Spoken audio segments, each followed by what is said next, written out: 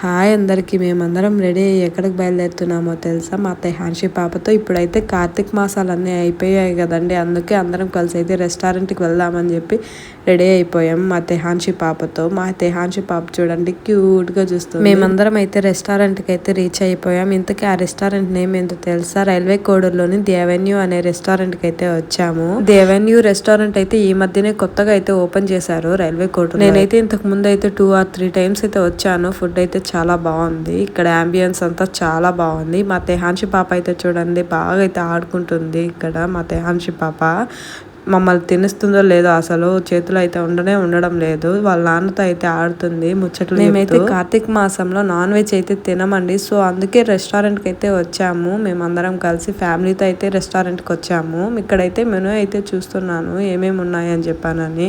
మేమైతే ముందుగా అయితే లూజ్ ప్రాన్స్ అయితే తీసుకున్నాము. తర్వాత అయితే షా గోస్ట్ బిర్యానీ అంట, చాలా బాగుంది టేస్ట్ అయితే. తర్వాత అయితే స్పెషల్ బిర్యానీ, అలాగే చికెన్ లాలీపాప్స్ అయితే తీసుకున్నాము. టేస్ట్ అయితే చాలా బాగుంది.